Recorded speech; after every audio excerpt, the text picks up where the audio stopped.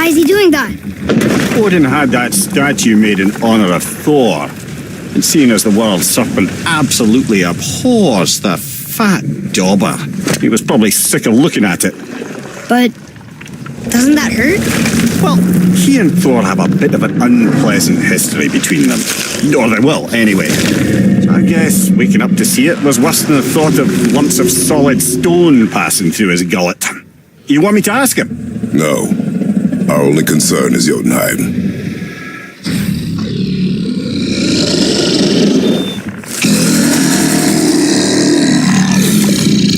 All right, wish me luck. Junior and Mimir.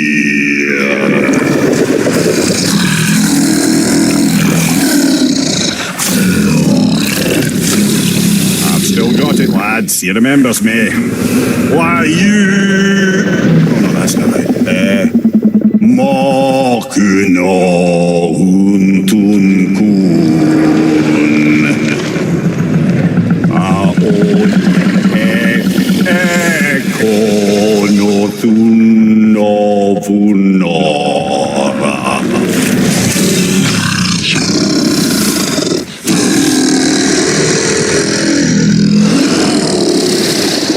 He knows the pain of your loss. He will help you.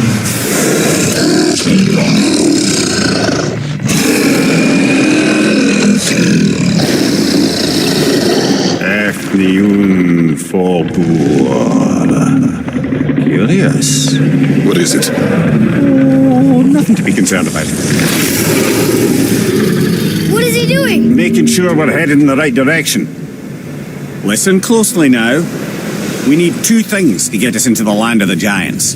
First, we need to learn the travel rune that opens realm travel to Jotunheim. Second, we need to carve that rune into the special gateway. That one on the peak where we first met you? Correct. Except the giants, in their infinite wisdom, saw to it that no ordinary chisel would do the job. Only the tip of a magical chisel opens that gate. Luckily, I know where it is, and it's not far. He looked kind of mad for a moment there. Now that, he thought I said you were friends of Odin. You'll forgive me, I've never spoken the ancient tongue sober.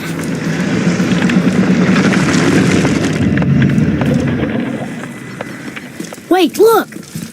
The water's dropped even further. You can see more of the realm towers and statues. I even see new places to explore along the shore.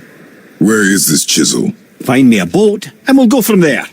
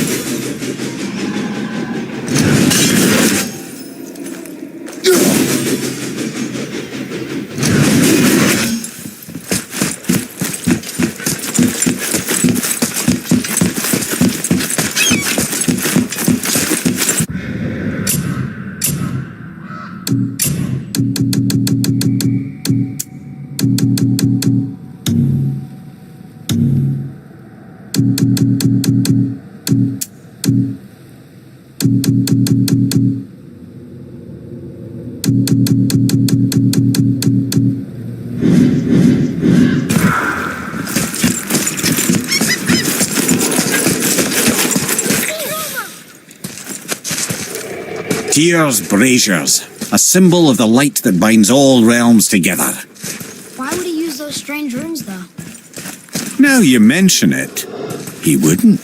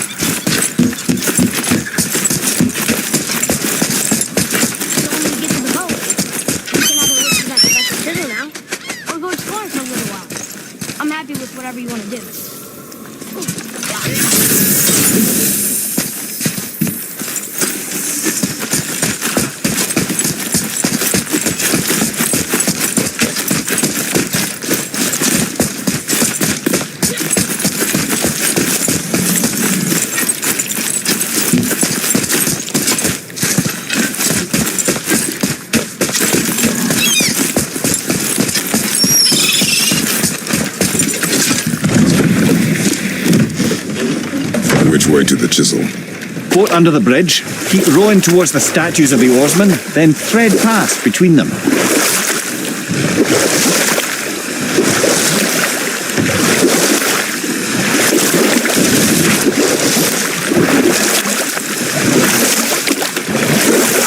Mimir, you never did tell me why Freya spit in your face. Well, she blames me in large measure for her present circumstances, and not totally without reason. It all goes back to the long war between the Aesir and Vanir. Prior to that, wars for the Aesir were easily won, but the Vanir had proved their equal and exacted devastating damage. Both sides suffered tremendous losses, and for many of us, quite frankly, war was simply no fun anymore, but a rather senseless waste of precious life. Wouldn't you agree, brother? Precisely. Enough was enough. And at last, Odin's most brilliant advisor became determined to find a more enlightened path. He set about to broker a peace between the gods. It took some convincing, but ultimately Odin was persuaded to marry his deadliest enemy, a certain Vanir goddess, legendary not only for her fertile beauty, but her genius at the very Vanir magic that Odin had long aspired to master. Freya married Odin? What was in it for her? It was a sacrifice to protect her people, a selfless act of love. Truly, she deserves better than she got. But of course, there's more to that story.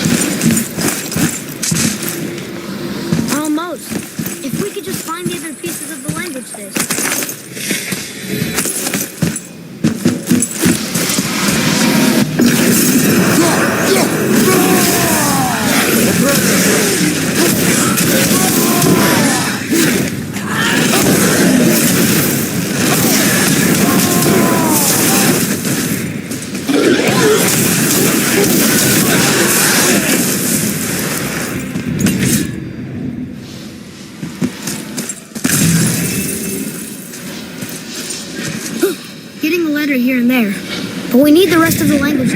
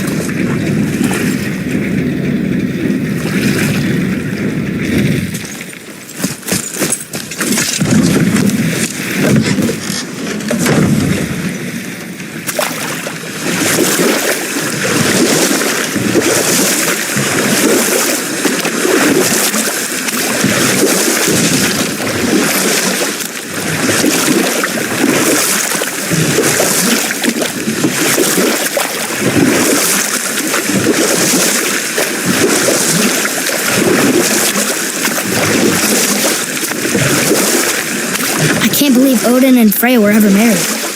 Love and hate are more closely intertwined than you might imagine. For instance, Odin hates the giants and they him. But Thor's own mother was the giantess Fjorgun, one of Odin's great loves. So Thor's half god and half giant? Weird. Once Fjorgun was gone, lonely ages passed for Odin. And as war with the Vanir raged, I could see what he really wanted beneath his bluster. And after no small amount of convincing, Freya agreed. You know what? I'll tell this one later. Taken from this realm too early. Good. The spectacle was ahead past this gate.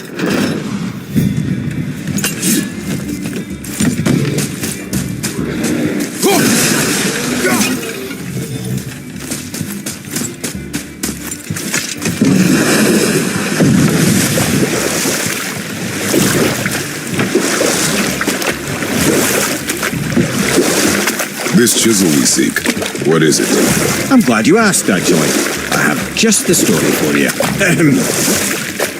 There was a giant once named Thamur. A very giant, who, despite his mountainous size, was without question the greatest stonemason this world had ever seen. Proud Thamur hoped to one day pass his vast knowledge on to his son. But young Hrimthur had the heart of a warrior. Perhaps the father had too much fear in him, or the son too little. Either way, the quarrel of the heirs spiralled out of control, and the overworked stonemason, bonk, struck his son. Hrimthur ran off into the night. Feeling shame and regret, Thamur chased after his son, but in his emotional state soon found himself wandering Midgard, lost and alone. Sadly, he caught the eye of the one person who didn't want to be alone that night, so far from home. Thor. And what happened next? You'll see.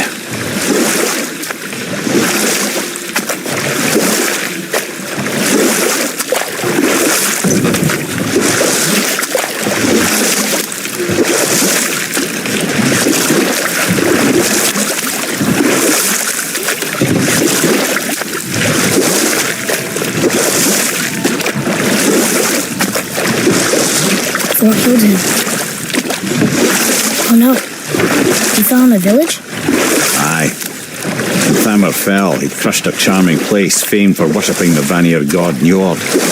Thor always took credit for planning that one. The truth is, the sweaty ballbag just got lucky.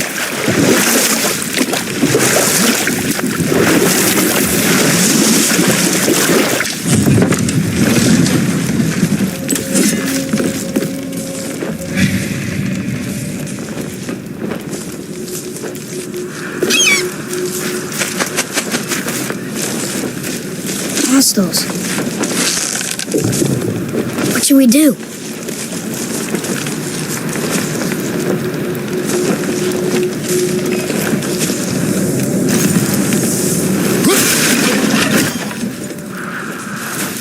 A wolverine!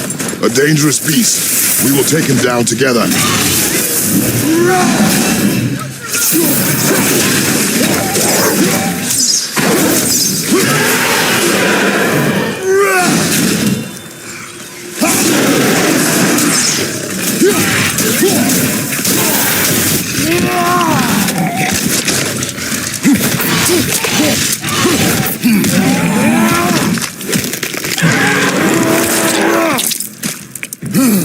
I think you got him.